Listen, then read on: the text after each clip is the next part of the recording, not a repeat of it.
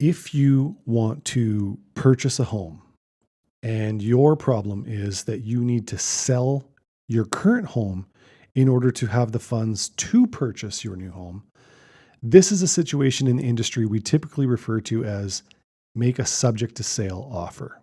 Okay. So if this is a situation that you're in, I want you to pay attention because I'm going to describe all the variables for this particular market that we are in right now in the Kamloops market today. My name is Parker Bennett, and I've spent the last 20 years helping people through the process of their largest single investment they may ever make, their home. From building inspector to real estate agent, I've chalked up a number of great experiences and strategies for everything related to the home buying experience. This podcast is dedicated to anything and everything around the Kamloops real estate market. Welcome to the Kamloops Real Estate Insider Podcast. First, let's look at the market conditions. Right now, we have almost 1,600 listings in our market, and there's going to be around 200 sales at the end of the February month, somewhere in that area, okay? Which is an 8-to-1 ratio, which puts us into a situation where we're considered to be a buyer's market, meaning the buyer has leverage because there's more product on the seller side than there is buyers shopping for properties. If we were in a situation where there were 200 or 300 purchases and sales, and we had 600 or 700 listings active in our market, we would be sitting in a situation where we would be looking at a seller's market, where the seller is now a leverageable person in that negotiation, meaning seller has a little more strategy, they have a little more leverage, they have more weight on what's the outcome of the terms, condition, and prices are going to be for that particular property. Okay. So in our current market, we're sitting at a buyer's market, which means buyer has leverage. So in theory, there is a circumstance where we could make a subject to sale offer on a particular property, and the seller would be looking around for buyers, don't see any, would look at our offer. Yes, it's conditional upon the sale of their own home. And they're looking around going, there's nobody else to shopping at my house. So I'm going to have to entertain this situation. Okay. So now I want to talk about all the variables within that transaction that you're going to need to consider. The first thing I want you to think about is I want you to imagine a teeter-totter. Okay. And on that teeter-totter, one side is price. And on the other side of that teeter-totter is terms and conditions. Okay. And the way it works, like this. So if the terms and conditions that you're going to put on a property are heavy, meaning lots of conditions, lots of terms, lots of terminology, and a big term like subject to the sale of another property, that's going to weigh down on that teeter-totter. And you're going to need to have less leverage. You're going to end up with less leverage on the price, meaning the seller is going to want more money for all those terms and conditions that you're going to put on that potential offer. On the flip side, if you had zero conditions, meaning subject free offer, okay, then those terms and conditions are going to be less, and you're going to have more leverage on the other side of that teeter-totter, and you're going to be able to fight and negotiate harder on pricing. Okay, you'll get the benefit of negotiating price, whereas you can't have both sides of that teeter-totter.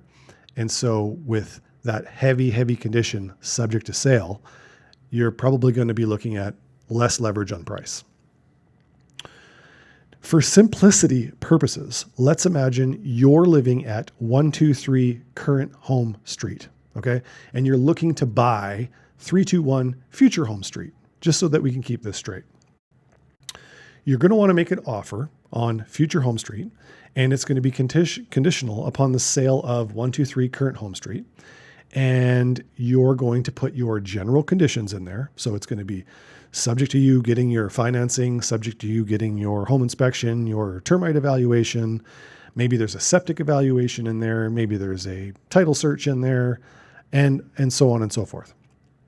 And then you're going to have your price, and then you're going to have your dates. These are the dates we want to move in on. Okay. Now it's going to be very difficult to know the dates of your sale because you haven't sold it yet. Okay. The buyer for that property at 123 current home street has not even, they're not even aware they're buying your property yet. So you're going to have to make some fugazi dates up for the purchase property, giving yourself some room to negotiate on the sale of your home to be able to strategize a situation where those dates align and you can put that transaction together in a smooth move from one house to the other. And that's why you hire a real estate agent, because it's kind of what we specialize in.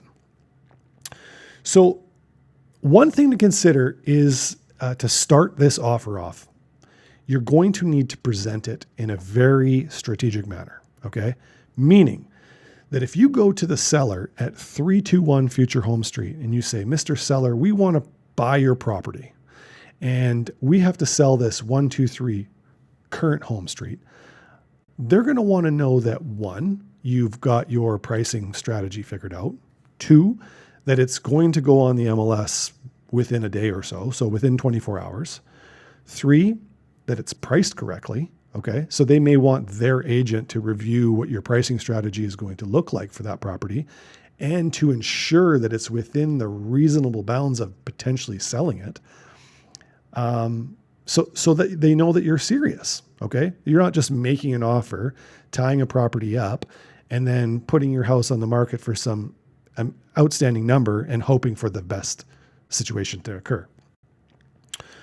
So let's say you've done all that, okay? And you've positioned your property to sell. You've got photos, it's staged, you've got your pricing strategy figured out, and you are ready to make your offer. And you tell Mr. Seller, I'm going to buy your property, conditional upon the sale of my home, okay? And your real estate agent says, what do we want to do about all these heavy terms and conditions, okay? So we have a home inspection, we have a termite inspection, we have to get approval for financing, we have to evaluate the state of title. We maybe want to check the boundaries of the property. We want to do a septic evaluation. If it's rural, we want to do a well test if it's rural. Those are all going to come at a huge expense. Doing your due diligence on a rural property is much more expensive than doing it in town. But even doing it in town is still going to soak you for some cash because you got to do inspections, and that costs money. So on one school of thought, you could say, well, I don't want to spend any money on this potential purchase unless I know for sure that it's going to take place. So I don't want to do a home inspection until my house sells. And that's from a financial perspective. If I was an accountant making that decision, I would say that's a very intelligent perspective to have. However, you have to remember that teeter-totter that we're talking about earlier. If you are going to hold all your conditions until after your home sells, that's going to put you in a heavier condition state, which means you're going to have even less negotiating power on price. And you have to understand the balance of this teeter-totter because it's so imperative to understand where the leverage works for this particular transaction. If you give the seller all the cash that they want, they've asked for $585,000, $699,000, whatever the price may be. If they're asking for this huge amount of cash and you just give it all to them, you may be able to write a conditional offer that is subject to the sale of a property and has all these terms in here that are heavy on that teeter-totter that will hold you financially free until this whole transaction takes place. However, it may be in your best interest to do some of the due diligence first, okay? So you would make your offer subject to the sale of 123 current home street, but you're going to go ahead and do all your due diligence now. Spend the money. Show the seller that you're dedicated to this property and that you're committed to this transaction happening. And you may have to fork out a couple grand to do your due diligence. Then when you remove those primary conditions, that will give you a lighter terminology load on that teeter-totter and gives a little more variance in what your pricing could look like.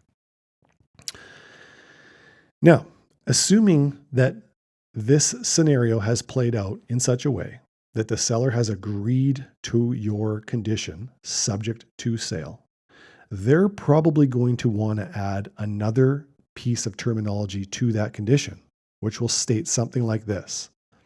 However, actually, let me back it up. The condition will look like this. The buyer has a subject to the sale of their property at 123 current home street. on or before this day. Okay.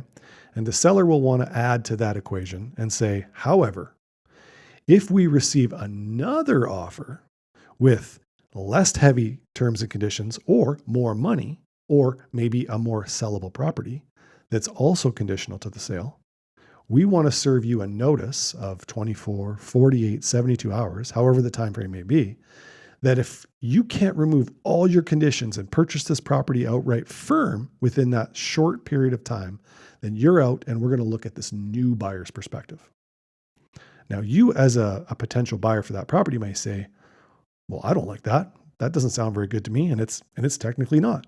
And there is a potential that if you remember that teeter-totter, you add more money to that equation, you may be able to buy yourself some time on the terms and conditions, heavier terms and conditions. That would mean you're going to put a subject to sale condition, but you're going to ask for 30 days without the potential to get it bumped to be able to sell your property and have this transaction go through without any invadance of another potential buyer. Okay.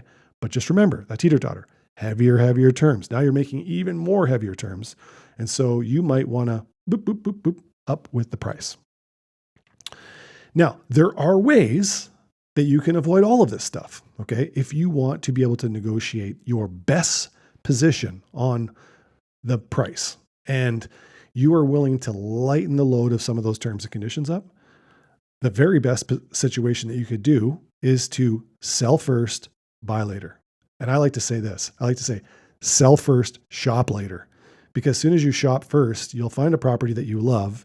You'll need to sell your property, and then you take leverage away from your real estate agent who's going to cooperate with you to make this deal happen.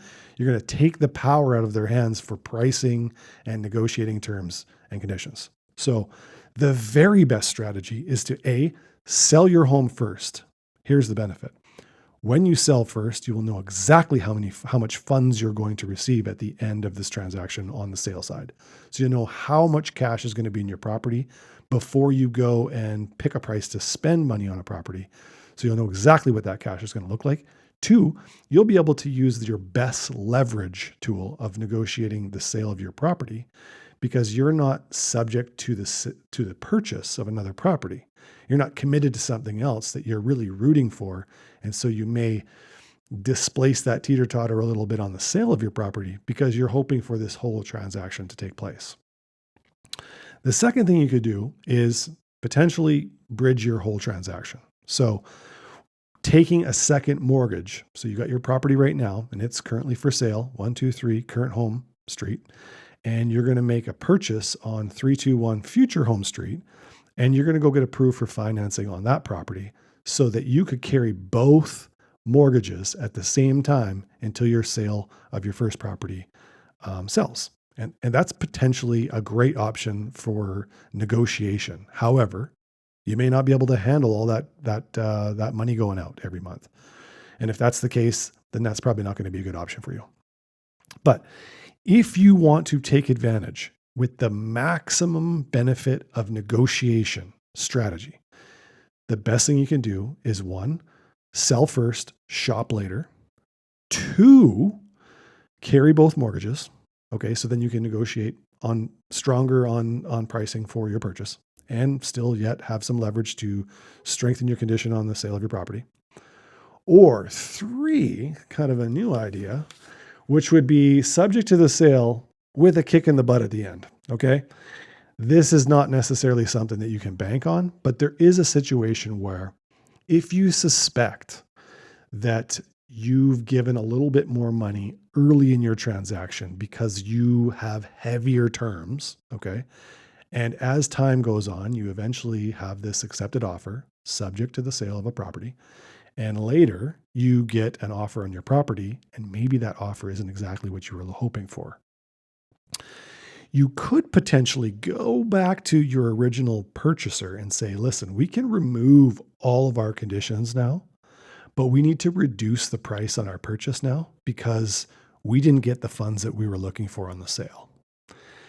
That's not necessarily a great situation to be in, but it's a possible way to make this transaction work and to pull a little bit more funds out of your purchase so that if you had heavy terms, you could give a little more money now But later, when you make your sale, you can go back and try and negotiate that down. That's not always going to work. It's really going to depend on the motivation of the seller of 321 Future Home Street. But if that property, if you sense that there is some motivation upon the seller on that property, you can maybe do the subject to sale with a kick in the butt at the end. I have not had great success doing this, but it is a potential tool. But talk to your real estate agent before you make that judgment call on that's the play you're going to play. But maybe this helps you now understand the subject to sale condition, the leverageability of the terminology that's going on when you make that offer, because I think it comes to fruition that a lot of folks know they need to sell, go out and find a property. Their heart is set on it. They try and drag the price down on their purchase because they have a subject to sale situation on their back end, and there's no leverageable on, there's no movement on price. Okay. Because that teeter-totter is so heavy on terms that the price is all the way up to the top.